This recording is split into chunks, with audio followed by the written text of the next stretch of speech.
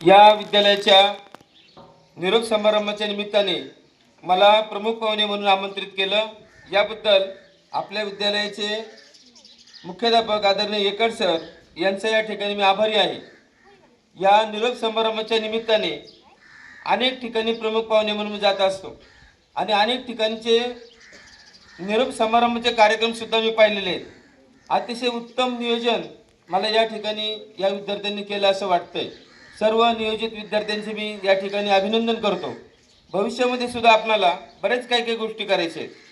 आपल्याला असं सांगण्यात येतं आजपर्यंत की आपण UPSC पास व्हायची, आपण MPSC पास व्हायची, आपण कलेक्टर व्हायचं, आपण आमदार व्हायचं, आपण खासदार व्हायचं, आपण सरपंच व्हायचं, आपण ग्रामसेवक व्हायचं, आपण PSI व्हायचं। असंच आतापर्यंत आपल्या देशातल्या विद्यार्थ्यांवरती हेच शब्द पडवण्यात आलेले आहेत। पण आपल्या देशातल्या विद्यार्थ्यांनी शास्त्रज्ञ व्हावं, एका गावातून एक शास्त्रज्ञ व्हावं, किमान असं कधी वजवण्यात आलं नाही किंवा असं कधी बोलण्यात आलं नाही। शास्त्रज्ञ हा सर्वसामान्य व्यक्ती नाहीये। आपण सरपंच कधी पण होऊ शकतो, आमदार कधी पण होऊ शकतो, मुख्यमंत्री कधी पण होऊ शकतो, पण शास्त्रज्ञ होणं एवढं सोपं नाहीये। या सगळ्या गोष्टींना we are not requiring any type of qualification and not requiring any type of experience, but we require the experience, education, continuity for evolution, for invention of different types of instruments।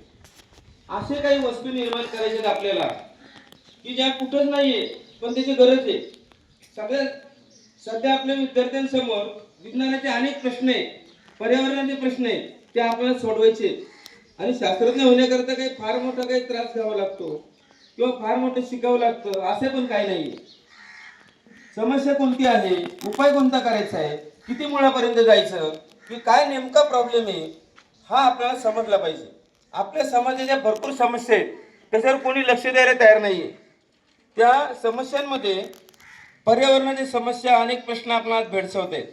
आपले विद्यार्थी भविष्यामध्ये अनेक या ठिकाणी देशामध्ये अभियान राबवली गेलेली आहेत, पण शास्त्रज्ञ निर्मिती अभियान राबवणारा एकटा प्राध्यापक चंद्रकांत गावाने, कोणाची इच्छा नाही शास्त्रज्ञ तयार करायची। एक शास्त्रज्ञ अख्ख्या देशाला आणि अख्ख्या जगाला अशा काही गोष्टी निर्माण करून देऊ शकतो। आता हे जे बोलतोय मी, हे कोणी शोध लावलेला आहे? कोणत्या गावच्या सरपंचांनी लावलाय का, मुख्यमंत्र्यांनी लावलाय का? हे शास्त्रज्ञांनी शोध लावलेला आहे। या गाड्या तयार केल्यात, त्याच्यानंतर वेगवेगळ्या प्रकारचे इन्स्ट्रुमेंट तयार केलेत, हे फक्त शास्त्रज्ञ करू शकतात। जगाची भूक, जगाचं अन्न आणि जगाचं पाणी सध्या प्रदूषित झालेलं आहे आणि त्या किरकोळ कारकोळ गोष्टींमुळं आपल्या हजारो लोकांचे मृत्यू होत आहेत। मग याकरता आपल्याला कोणत्या विषयावर संशोधन करायचं आहे? नंबर 1 घनकचरा व्यवस्थापन, नंबर 2 सांडपाणी व्यवस्थापन, त्याच्यावर प्रक्रिया आणि पुनर्वापर, नंबर 3 मैला पाणी व्यवस्थापन, प्रक्रिया आणि पुनर्वापर, नंबर 4 वीज व डिझेल समृद्ध गाव ही संकल्पना आपल्याला राबवायची आहे। त्याच्यानंतर सेंद्रिय करण लागवड अभियान आपल्याला राबवायचं आहे। त्यानंतर विशेष म्हणजे पिण्याचे निर्जंतुक पाणी नागरिकांना उपलब्ध करून देण्याकरता मी स्वतः जे संशोधन केलेलं आहे ते संशोधन मी अमेरिका येथील टेक्सास विद्यापीठाला कळवलं आणि त्यांनी मला doctor of literature in organic farming या ठिकाणी असणारी जागतिक लेवलची ती पदवी आहे, त्याला आपण डिलीट पदवी म्हणतो। विज्ञान आणि तंत्रज्ञान शाखेमध्ये जगातल्या कोणत्याही शास्त्रज्ञाला अजूनही डिलीट पदवी दिलेली नाही आणि शिक्षकाला तर अजिबात दिलेली नाही। शिक्षकाला आत्तापर्यंत डिलीट पदवी जगामधल्या कोणत्याही विद्यापीठाने दिलेली नाही। पण प्रश्न जो आहे तो प्रश्न आपल्या पिण्याच्या पाण्याचा प्रश्न आहे। पिण्याच्या पाण्याचा प्रश्न जे मी संशोधन केलं, एका मिनिटात सांगतो आणि थांबतो। आपल्या कोणत्याही या ठिकाणी अनेक प्रकारच्या कंपन्या आल्या, त्यांनी फिल्टर आणले, आपल्या फिल्टर पाण्यावरती फार विश्वास आहे, एकदम ट्रान्सपरंट दिसतं, चांगलं दिसतं, कडू लागतं, एकदम भारी पाणी आहे। कडू लागतं म्हणजे पाणी चांगलं नाही आहे। त्याच्यामध्ये जे साल्मोनेला टायफाई आणि इस्त्रीशे कोले नावाचे 2 बॅक्टेरिया आहेत, त्या बॅक्टेरियांना ह्या पाण्यामधून संपवणारा जगातला मी पहिला शास्त्रज्ञ आहे। आतापर्यंत जगात अनेक शास्त्रज्ञ होऊन गेले, प्रत्येकाचे शोध वेगवेगळे आहेत। आपले डॉक्टर अब्दुल कलामचा शोध काय होता? त्यांनी यान बनवलं होतं, मिसाईल बनवलं होतं की जेणेकरून दुसऱ्या देशांची आपली काही भांडणं झाली, भांडणं झाल्यानंतर त्यांना संपय करता आपलं संशोधन होतं।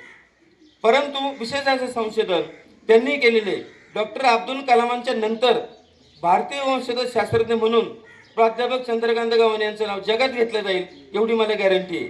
कारण असं की जागतिक लेवलचा जो प्रश्न आहे पिण्याच्या पाण्याचा, तो पिण्याचे पाणी निर्जंतुक करणारा वाफेद्वारे steam sterilisation technique for killing the hazardous bacteria like the salmonella typhi and Escherichia coli. या दोन बॅक्टेरिया काय काम करतात? या फिल्टर पाण्यामधून सुद्धा त्या मरत नाहीत. मग ह्या जर मरत असत्या, आपल्याला कावीळ झाली नसती, आपल्याला डिसेंट्री लागली नसती, आपल्याला हिपॅटायटिस झाली नसती. म्हणजे या सगळ्या गोष्टी करणारे जे बॅक्टेरिया आहेत, या दोन बॅक्टेरिया आहेत. जगातल्या कोणत्याच शास्त्रज्ञांनी अजून ते संशोधन केलेलं नाही आणि ते संशोधन करण्याचं काम मी गेल्या अनेक वर्षापासून केलं आणि 20 मेला शेवटी त्याच्यावरती टेक्सास विद्यापीठाने मला डिलीट पदवी जाहीर केली. काय संशोधन आहे? तर तुम्ही म्हणाले साधं आहे, हे आमच्या घरात आहे, आम्ही पण करू शकतो, पण एवढ्या वर्ष का नाही केलं? असा माझा प्रश्न आहे तुम्हाला. साधा प्रश्न आहे एकदम. आणि आत्तापर्यंतची जेवढी शास्त्रीय संशोधनं आपल्या देशात केली गेली त्याच्यामध्ये 10% फायदा 90% खर्च असं नाही पाहिजे. याच्यामुळे देशाची आर्थिक परिस्थिती खराब होती. म्हणून 10% खर्च पाहिजे, 90% फायदा पाहिजे. अशा पद्धतीची संशोधनं आपल्या विद्यार्थ्यांनी भविष्यामध्ये करायचे असं या ठिकाणी मी सांगू शकतो. काय संशोधन आहे पिण्याच्या पाण्याचं? आपल्या घरामध्ये कुकर आहे, आपल्या घरामध्ये पाणी आहे, आपल्या घरामध्ये थोडक्यामध्ये गॅसचं सिलेंडर आहे आणि शेगडी आहे की ज्याच्यावरती आपण स्वयंपाक करतो. आणि त्याच्यानंतर आपल्या इथल्या किचनच्या बाजूला फिल्टर लावलेलं आहे. जवळच अंतर आहे, फारसं अंतर नाही आहे. एक छोटा कुकर घ्यायचा, त्याच्यामध्ये एक तांब्याभर पाणी ओतायचं, साधारणपणे पाणी उकळेपर्यंत गॅस चालू करायचा, त्याची वरची शिट्टी काढून टाकायची, त्याच्यामध्ये नळी लावायची एक छोटीशी आणि ती नळी काढून आपणाला त्या फिल्टरच्या पाण्यामध्ये सोडायची. मॅटर सिंपल आहे का नाही? कुकर आहे, त्याच्यामध्ये पाणी टाकलेलं आहे, शेगडी आहे, आपण गॅस सिलेंडर किंवा गॅस चालू केलेला आहे.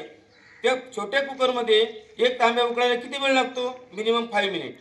5 मिनिटामध्ये पाणी उकळतं. गॅस सिम करायचा आणि निघणारी वाफ डायरेक्ट आपण फिल्टरच्या पाण्यामध्ये सोडायची. त्याच्यात सोडली तरी चालेल, हांड्यामध्ये सोडली तरी चालेल, तुम्ही जे 10-20 लिटरचे कॅन घेतात त्याच्यामध्ये सोडली तरी चालेल. कोणत्याही पाण्यामध्ये ही वाफ तुम्ही सोडू शकता. Only for 10 minute. 10 मिनिटं. वाफेमध्ये किती टेम्परेचर आहे वाफेचं? कोण सांगू शकतं वाफेचं टेम्परेचर किती आहे? उकळत्या पाण्याचं टेम्परेचर किती आहे? 100 डिग्री.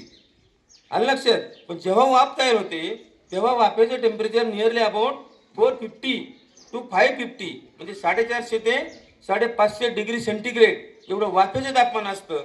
आणि ह्या वाफेच्या तापमानामध्ये कुणीही माणूस सुद्धा समजा उकळत्या पाण्यात माणसाला टाकला, जिवंत राहणार आहे का? जिवंत राहणार नाही. नेहमी डॉक्टर काय सांगतात? पावसाळ्यामध्ये पाणी उकळून थंड करून प्या. उकळणे म्हणजे काय? उकळण्यामध्ये सगळं संपून जातं. पण आज आपण पाणी उकळतो का? पावसाळ्यात, उन्हाळ्यात, हिवाळ्यात अजिबात नाही. डायरेक्ट आपल्या फिल्टरवरती 100% विश्वास आहे आणि त्या फिल्टरने विश्वासघात केलेला आहे सगळ्यांचा. फिल्टरचं पाणी धोकेदायक आहे. त्याच्यामधून इसेन्शियल न्यूट्रिएंट सगळे जे काय आपले CA, MG, K सगळं निघून जातं. गुडघेदुखी, अंगदुखी असे नंबर ऑफ प्रकारचे डिसीज होतात. म्हणून आपल्याला पिण्याचे पाणी निर्जंतुक करायचे. 10 मिनिटं वाफ त्याच्यामध्ये सोडायचे आणि 10 मिनिटानंतर त्याच्यातले salmonella typhi, Escherichia coli and all hazardous organisms are killed within 10 minute. 10 मिनिटामध्ये जंतू मेल्यानंतर that water you have to use as a drinking water. मग तुम्ही नदीचं पाणी आणा, त्याच्यानंतर फक्त निवळ पाणी पाहिजे. त्याच्यामध्ये शक्यतो काय नाही पाहिजे? इम्प्युरिटीज नाही पाहिजे. म्हणजे काय माती वगैरे असे कण नाही पाहिजे. असं पाणी आपण या पद्धतीने निर्जंतुक करून पिऊ शकतो आणि आपण जिंदगी आपली वाचू शकतो.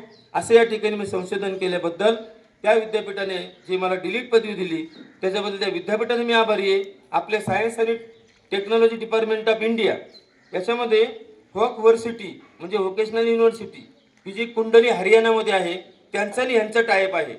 मग ह्या दोन्ही युनिव्हर्सिटीच्या माध्यमातून मला जी डिलीट पदवी मिळाली याच्याबद्दल मी अतिशय अभिमानाने सगळ्यांना सांगत असतो की विद्यार्थ्यांनी संशोधन साधं असू द्या पण ते जागतिक लेवलचं संशोधन आपलं होऊ शकतं. या ठिकाणी आपणाला एवढे जे संशोधन कार्याविषयी माहिती दिली आपण सर्वांनी ऐकलं याबद्दल मी आपला ऋणी आहे. जय हिंद, जय महाराष्ट्र, जय पर्यावरण.